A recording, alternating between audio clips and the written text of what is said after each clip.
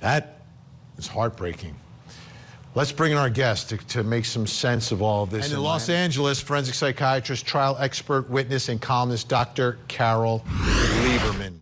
Dr. Carol Lieberman, something happened, right? Something happens. It seems that from what Seth is saying here, if it's true, there is tension in that home. You've got a 15-year-old boy with autism, teenager, allegedly molested. Stepdad has a daughter that's in the house sometimes. Stepdad allegedly accusing Sebastian of being some sort of pedophile and is afraid of this cycle taking place. To me, this is serious stuff we're talking about, Dr. Lieberman.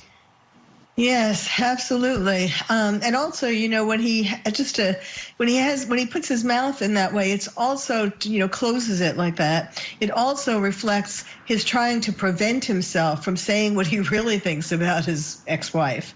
Of course, it's a lot of times autistic children, depending upon where they are on the spectrum and exactly what's wrong, they are more vulnerable to getting sexually abused and being abused in general. It's sad that at that point, something should have happened at that point, ideally, that Sebastian should have been taken away from the mother and stepfather. And obviously he would have been a lot better off with his real biological father.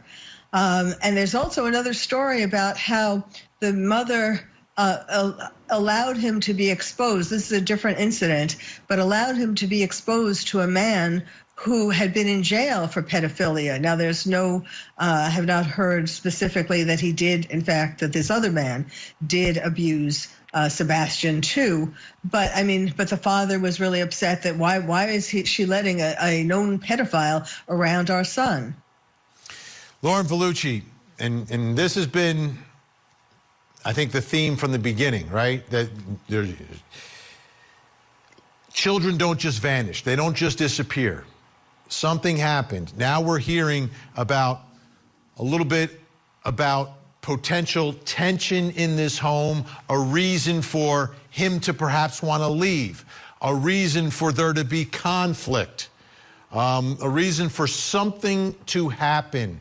And I think this is an avenue, as they've described everyone as cooperating, but I think investigators would need to sort of peel back the layers of everything that was happening here. Absolutely. And Hendersonville is actually a town that I know a good bit about. I have a dear friend that grew up there. It's also where Taylor Swift went to high school. And it's a very safe community. It's a great place to raise a family.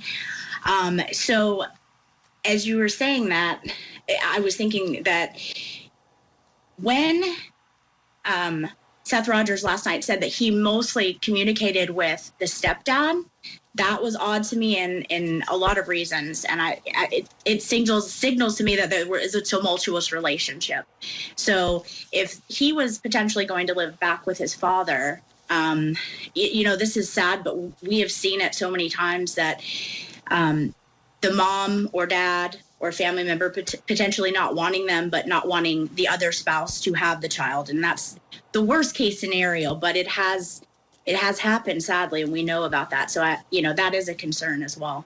Yeah, I agree. And I think understanding all the dynamics and anything that's happening in their lives, because it can go many different ways. It can give him a reason to want to get out of the house as well, but there has to be a reason. Children don't just... Dr. Carol Lieberman, what did you see? What did you notice? What's significant here? Well, there's a huge difference between this couple and Sebastian's father. His father is acting like someone generally acts when their son is missing, and they're very devastated by it.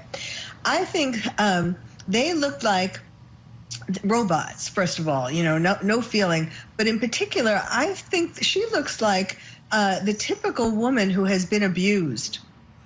I've treated a number of women who have been abused, and it's like this, not only robot-like, but her eyes down, deferred. Even when she looks at him, it's like kind of for approval, but it's more than that. It's like that she has been, she's afraid. there's some fear there, and I think that he has a lot of control over her.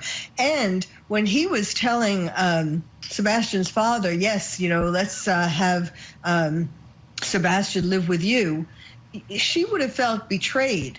If she wants Sebastian living with her, she would have felt betrayed by Chris. And that would have led to a lot of tension in the household. Lucia, we're out of time for tonight, but obviously this story continues as the search for Sebastian continues. Thank you all so much.